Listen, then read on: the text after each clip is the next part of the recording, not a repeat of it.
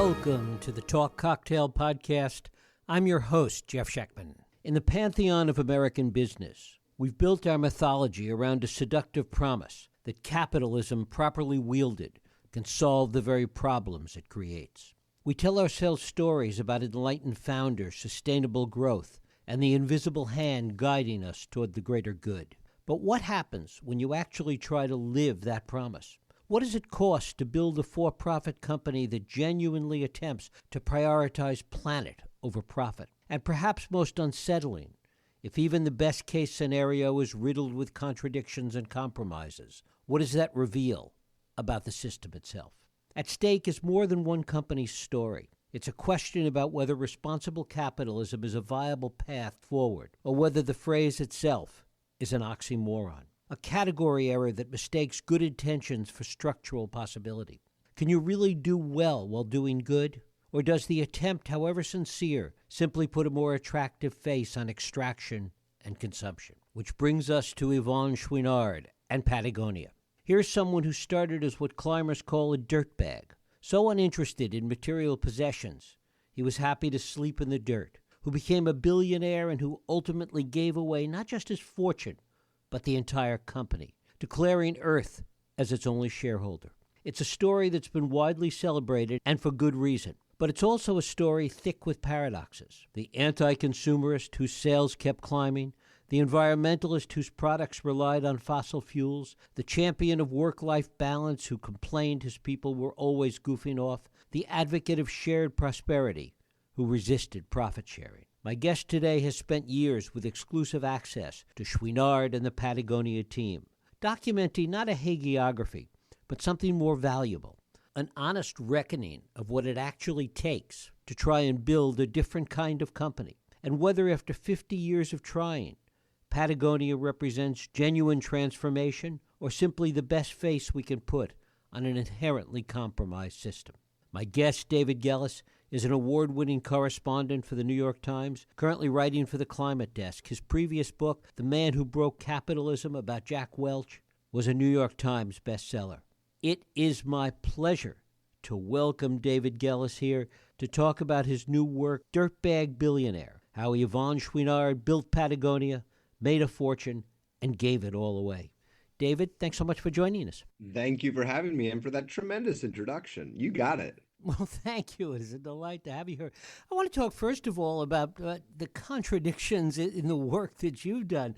Your previous book was about Jack Welch, who was about as excessive in the corporate world, in the greed is good phenomenon as perhaps you can get. And now you're writing about somebody whose approach to business was certainly, at its core, 180 degrees different. Talk about that first. Well, one really led to the other in a certain way. I've been covering business for 20 plus years now, and I've seen the good and the bad of it. I interviewed Bernie Madoff in prison. I covered Boeing after the crashes of the 737 MAX planes. And so I know what it looks like when capitalism goes awry. Those kind of stories led me to The Man Who Broke Capitalism and this real investigation of the rise of shareholder primacy. And yet, all along, I've also tried to pay attention to the stories that show how business can be a force for good. I recognize it's not simple. I recognize that no company is going to solve all the world's problems. And yet, I think it's important that we look for those instances, those case studies that show us how it is that capitalism, which we all live with and are a part of, can move things in the direction of the common good. Those kind of questions ultimately led me to the story of Patagonia and Chouinard. And while, as you noted, this is no pure, unabated hagiography, there is nuance here, I hope. We get into the contradictions and the paradoxes. On balance, I really do believe that Chouinard's story and Patagonia's story help provide that window, that glimmer of hope, and a way forward for other businesses trying to understand how they can maybe have a positive impact on the world as well. And in understanding these stories, and this is what I think you get into in both of these books, and particularly in Dirtbag Billionaire, is that it's not just about the business. It is about the individuals that create those businesses, that found those businesses, and the human flaws that they have that we all bring to bear in whatever it is that we do. That's right. And I think what you said right there is really at the core of the message that I hope people take away, which is that this wasn't some magical creation of some unicorn company that came into the world fully formed as this paragon of social responsibility. No, this was 50 years of hard, complicated decisions, of choices made by a really small set of people who understood early on what they cared about and stuck with those values over time, right? The Chouinard and his immediate team, the managers, his family that really ran Patagonia over all these decades, from an early stage, they understood that they cared about the natural environment, they cared about conservation, they cared about grassroots environmental activism. And as they accumulated more influence, more power, more money, the fact that they were able to remain focused on those same priorities led them to, over time, have enormous impact in the fields. And so it's sort of like compounding interest, right? A little investment at a very early stage, when tended to well, can pay off enormous dividends in the long run. And that's what we saw not only from a financial perspective with Patagonia, but with their impact in the world. And the other part of it is that unlike a lot of other things, and this is where people get too critical, I would argue, in that, well, effort doesn't count, that effort does count, that in fact, if you make the effort, if you succeed a little bit, that matters a lot. That's right. And what we saw in the history of Patagonia is at times these successes, at times failures, at times false starts. And I'm referring here not only to things like product development, they would introduce products and they wouldn't work, but also to their efforts to clean up their supply chain, right? Sometimes they would recognize that a material wasn't working so well or was toxic and they would try to get it out of the supply chain. And sometimes that was easier said than done. Sometimes they were able to do it with relative swiftness. But it was all of this iterative process.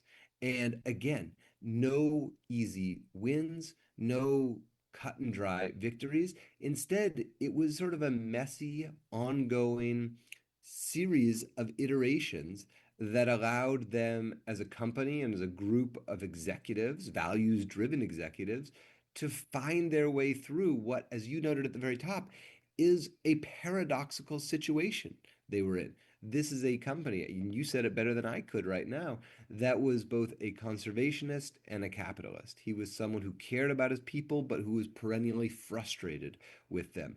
And every one of these little battles that they fought along the way was their own effort to have the self-awareness to understand where they need to improve, and then to try to make those incremental gains to get better. Talk a little bit about who Chouinard was and what his upbringing was, how he came to this. Chouinard was born in rural Maine in the 1930s.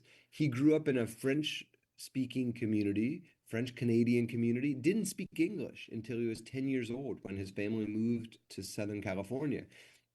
That sort of set the mold. He was an outcast from the start. And he finally learned how to speak English, of course, but then found himself among a community of first falconers, learning how to capture and train peregrine falcons in the wild. That led him to rock climbing. Rock climbing led him to start his very first business, which was not a clothing company, but a climbing gear business. He got an anvil for himself and started fashioning very crude climbing equipment back in the day because he and his friends needed these kind of pieces of equipment to scale the mountains, the granite faces, these incredible walls in Yosemite Valley and in the Grand Tetons in Wyoming. That continued for several years, but then it was by the early 70s that through sort of a series of happenstance situations, he realized that his true vocation was not going to be just making climbing equipment. It was going to be in the apparel trade. He didn't love the idea at first for a bunch of reasons we can get into, but at the end of the day, he understood that if he was going to have a big and enduring business, it was going to be selling jackets and t-shirts and rain jackets and pants and shorts, not just selling carabiners and chocks and all this other climbing equipment. And thus begins the story of Patagonia in 1973. And talk about how the environmental approach came to be, because when he was making these things for rock climbing, for mountain climbing, there was the realization that the first things he was making did damage to the mountain, did damage to the rock, and that was kind of the beginnings of the environmental thought that went into the company. This was a really seminal moment, and you just nailed it. He and his friends were climbing more and more walls. More and more people were following in their footsteps. So all of a sudden, you had thousands and thousands of rock climbers. And at the time, the way that they were climbing the walls required them to essentially hammer or drill holes into the rock face. You do enough of this over a couple of years, and suddenly these 10,000-year-old pieces of granite are getting pockmarked. And there was this epiphany when he and his friends understood that, oh my gosh, we're destroying the thing we love. We have to stop. And they made the call on the fly to stop making these things called pitons, which they were hammering, screwing into the rock, and that were damaging the rock face. Instead, they had to figure out different ways of securing their ropes, their carabiners to the wall. They figured it out. They found less intrusive ways of securing themselves to the wall. But that signature insight that making something that was damaging the environment is actually worse than making nothing at all, right? If you're going to make something that is harming the natural world, get out of business. That was a signature realization that would inform Chouinard's career for the rest of his life. And Patagonia would go on its own journey over the years of trying to rid toxic materials out of its supply chain as well. And how much did he understand that that was both what he wanted to do, what he felt was the morally right thing to do from his perspective, but also that it had a marketing element to it? It's a great question. And from the very outset, he wasn't shy about naming and branding this new ethos. They called it clean climbing. It was a way of them to sort of distinguish what they were doing from the stereotypical business as usual approach that rock climbers had been using. So there's no doubt that Chouinard always had a very savvy sense of marketing sensibility, a really keen eye for design. And yet, listen, I can't know what was in the man's heart at that time, but I don't get the sense that it was a marketing gimmick. I think there was a real abiding concern for the impacts his products were having on the natural world and a real genuine commitment to try to mitigate the negative impacts as much as was possible. And listen, if there was a way to wrap it up in a good brand campaign and use that as a way to kick it forward and start selling whatever the new thing was going to be, all the better. But I'd be careful about attributing branding or market concerns as the main driver of a decision like that. But didn't he do that and do it well with the Don't Buy This Jacket campaign? This was a famous ad that Patagonia ran in the New York Times about 10 years ago. And it said, "Don't buy this jacket." And listen, what a contradiction. What a piece of hypocrisy, perhaps, for a clothing company to say, "Don't buy this jacket." Again, right? They wrung their hands over it. They deliberated about it at board meetings. They finally decided to do it. And of course, what happened when they ran the ad, "Don't buy this jacket"? Well, everyone bought the jacket. And so you could say that they were just in the absolute depths of hypocrisy at that moment. Nevertheless, what they were trying to do with that ad was start a dialogue with their consumers about whether or not it was actually necessary to buy this season's jacket, to buy another waterproof shell if you already have one or two. Now, again, did they solve the problem of excess consumerism with that one ad? Absolutely not. Could they be accused of being hypocritical? Absolutely. And they were keenly aware of that. But for them, having these conversations and sort of dwelling in the paradox, a word I think you used at the top, is a part of the process. And it doesn't mean there's going to be neat and tidy answers to every dilemma like this, but that's sort of the work that they have committed to engaging in. And there was a realization that he seemed to have that there was a certain reality to all this. I think there's a quote of his that he acknowledges that everything we make pollutes in some way. So how can we begin to simply mitigate the inevitable? Yeah, this is there's like I'm there's not going to be a neat and tidy answer to any of these questions. This is the story of the book. The story of the book is a company and a man and a team of executives who look in the mirror every day and are frustrated as heck with what they see because they understand that the business that they're in is working at cross purposes to the things they care most about. And so when they wrote that famous essay, I think it was 1988 or so, everything we make pollutes.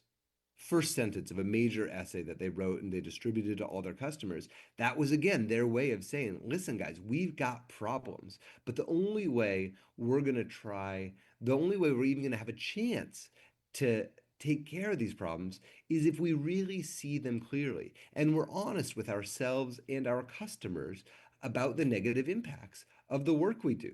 Now, that isn't to say that they were going to stop doing the work. For all sorts of complicated reasons, Chouinard and the team believed that it was better to keep running Patagonia as an imperfect company that was trying to get better than it was to just shut the whole thing down. But time and again, we see in the book, in the history of this company, these efforts to reconcile the irreconcilable. The company was based in Ventura, California. How much did a California ethos penetrate Chouinard and the company? This is probably about as California of a company as you could find out there. um, from the very early days, listen, he moved the company, he set up shop there because he liked the surf break off Ventura, California. His book was famously called Let My People Go Surfing because, at least in the early days, if the swell was up, you were expected to not be at your desk, but to be on the waves, making the most of your time in the natural world. They've taken other steps over the years to try to leave room for employees to have the flexibility in their schedules they need to go on big mountaineering expeditions, ski trips. It's important to note this was a company that was very early on a pioneer in childcare. That really derives a lot from Chouinard's wife, Melinda, who's a big secret weapon, secret force shaping the culture here. And even to this day, you go to Patagonia headquarters, you're going to see a bunch of pretty laid back employees enjoying, all the trappings of the Southern California lifestyle. And yet, they're still working pretty hard. This is a company that sells now more than $1 billion a year in apparel and other goods.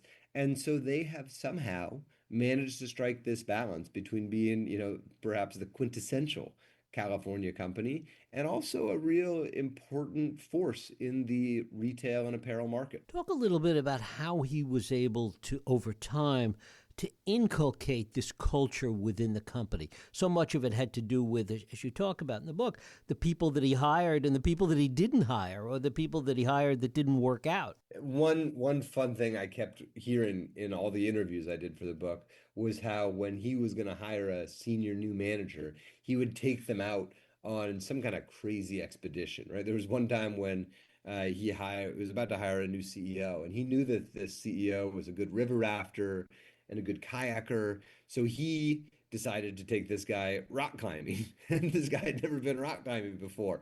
And, Chouinard got him up and down the wall in one piece, but it put him on the edge. Another time, one of the receptionists, a guy named Chipper Bro, classic California character, he was raised his hands and said he wanted to run the company, right? Audacious, of course, ridiculous, perhaps. But Chouinard said, all right, let's see what you got. And he takes him free diving. And suddenly Chipper Bro is watching as Chouinard, who had incredible stamina in the water because he'd been free diving his whole life, is down there grabbing lobsters with his bare hands and keeps going deeper and deeper as Chipper Bro is sort of left behind closer to the surface. And so those were some of the experiences that Chouinard was able to sort of pass on through transmission, if you will, to some of the employees. And then, of course, there's the fact that Chouinard just wasn't around for a lot of the time. Chouinard never graduated from college, but he liked to say he practiced his business using his MBA, which was not a master's of business administration, what you get in a graduate school of business. No, Chouinard's MBA was management by absence. He would just be gone for weeks and months at a time on these climbing and surfing and skiing expeditions, and he would leave the company to figure out how to survive. Talk about his leadership style. Beyond being absent, there was a certain mercurial nature to it as well. Yeah, listen, to go back to the GE book, for all of Jack Welch's faults, Jack Welch, of course, being the man who ran General Electric for 20 years, from 1981 to 2001, for all the problems I identify in his leadership style, it's pretty undeniable that GE was a proving ground for great managers from just an operational point of view. Set aside what they did to their companies in the long run. But it was always the line that if you want to hire a great leader, a great manager, you go to GE. No one has ever said that about Patagonia. Chouinard was a mercurial manager at best. He could change his mind on a dime. He was sometimes sowing chaos at his own company. It was a history of stops and starts and a lot of failures along the way when it came to professionalizing the management culture of this company. So I think there's a lot to learn from a company like Patagonia, but I wouldn't say that learning how to run a really tight ship is necessarily one of them. You would think on the surface that given his nature, given what we've been talking about, that it would have been a company that embraced profit sharing and employee stock ownership, etc. But that wasn't the case necessarily. No, and this is one of the long-running complaints I heard from employees at the company over the year. Chouinard was able to retain full control of this company for the entirety of his life. He was able to never take outside investors and never give meaningful amounts of stock to its employees. And as a result, Patagonia employees are generally well paid. They're not making Google money, but they made a decent wage if they were at headquarters. And the retail workers also enjoy more than probably the other average retail workers. But Chouinard always resisted giving stock, giving an ownership stake to his employees because he didn't trust that at the end of the day, they would be able to preserve Patagonia's independence in the same way that he would. And so this is just one of those, yet another contradiction that shows that for all the ways in which this company boasted about taking good care of its employees, there are some fundamental ways in which it never sort of rose to meet the moment in the eyes of many longtime employees. And talk about the ways in which his environmental approach and his attitude about so many of these things reflected or weren't reflected in some of his personal life choices. Well, listen, Chouinard, as you noted, was a dirtbag. He never acquired the taste for the finer things in life. He enjoys a good bottle of wine, and I've had the opportunity to enjoy some of those with him. He obviously travels a lot on his fishing expeditions, on all the many adventures he took. But at home, he is really still very quite humble. I visited his home, and he still lives in a log cabin cluttered with secondhand furniture. He still cooks off a cast iron skillet that he's had for 50 years. So this is not someone who became, enmeshed in all the trappings that money can buy. Now, listen, is he a voracious traveler who obviously relies on jet fuel to get him from point A to point B? No doubt about it. And when I asked him about this very issue, he said, whatever circle of hell they reserve for the people with the biggest carbon footprints, that's the one I'm going to.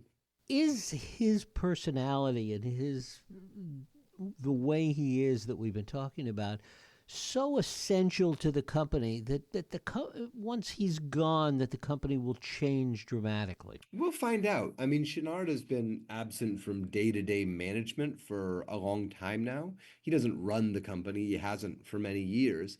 But his spirit is still there, and he still rattles around the office quite a bit. He's still involved in sort of some of the decisions around product design, especially for the fishing apparel these days. So he has some input and a real care for the food business, Patagonia Provisions. But you ask, what is, I guess, the billion-dollar question. When Chouinard is gone, what happens to this company? And I don't think we can know. I think there's good signs that at least in the short term, the folks that are there, the CEO who's in the chair right now, have every indication of continuing to uphold his values. But will Patagonia last another 50 years? I can't say that with confidence. Talk about what he's done with the company, the way he set it up financially. This was one of the extraordinary moments in the company's history, and really the one that was the jumping off point for me writing this book. So in 2022, I broke the news for the New York Times that Chouinard and his family had given away the company.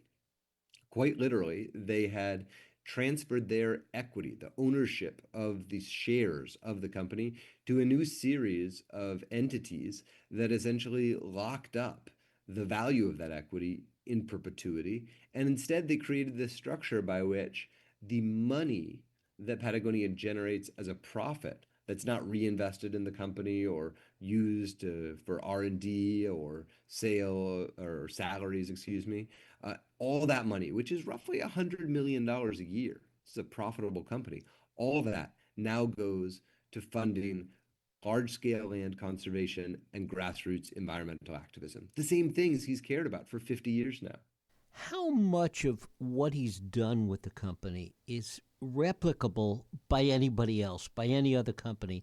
And how much of it is just purely his will, his force of personality, the founder's legacy that he brings to it, etc.? Yeah, yes and yes, right? Of course, there are there are there is no way for any individual to replicate a life like Chouinard's, and there's no way a company can snap his fingers and magically become Patagonia.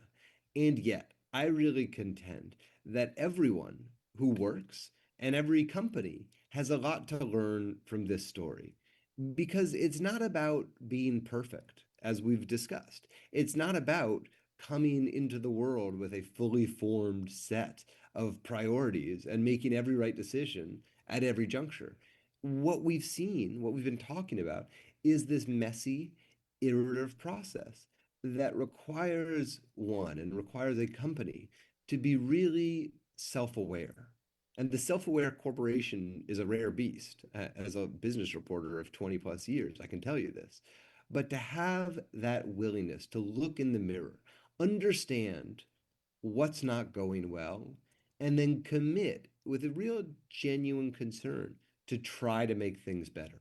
That's what's allowed Patagonia and Chouinard to get this far, and that's something that we can all do. How much has it been reflective of the changing times? I mean, this company is 50 years old. How much has Chouinard changed? Has the company changed? Reflecting what's changed in the culture, both of business and the broader culture? Well, I want to say yes and yes again, but I don't mean to be flip here. On the one hand, Chouinard and Patagonia were real pioneers. They helped, I would argue, define what it means to be a socially responsible business in this age. And yet, it's also the case that they are having to meet this moment in new and often consequential ways. I'm thinking of a story I wrote for the New York Times some years ago when Patagonia sued President Trump during his first administration. I'm thinking of all the turmoil they went through to deal with COVID. And so, in some ways, Patagonia has been an outlier and a pioneer. And in other ways, they are fighting their way through a contentious, controversial, complicated business environment along with every other company. And yet they've managed to grow and continue to be successful on a certain level. They have, though one could argue that with a different series of decisions, a different series of priorities, they could be exponentially more successful than they are today.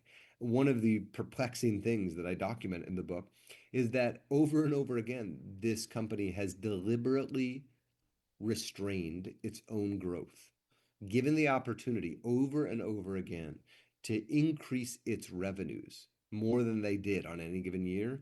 They resisted that temptation. And that, again, as a business reporter for many decades now, I can tell you is just unheard of.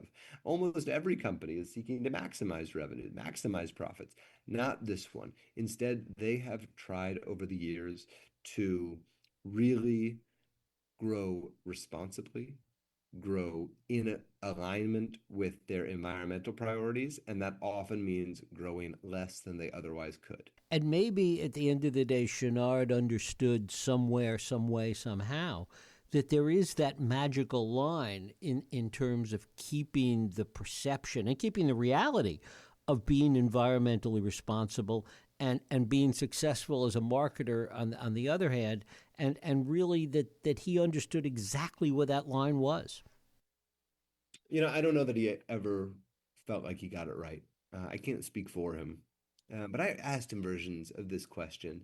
And the truth is, he is at the same time proud of what he's accomplished and also really dissatisfied with the state of the world and, frankly, the state of the business. He understands that he has tried hard and he knows that Patagonia has come a long way. And I don't think there's any sense of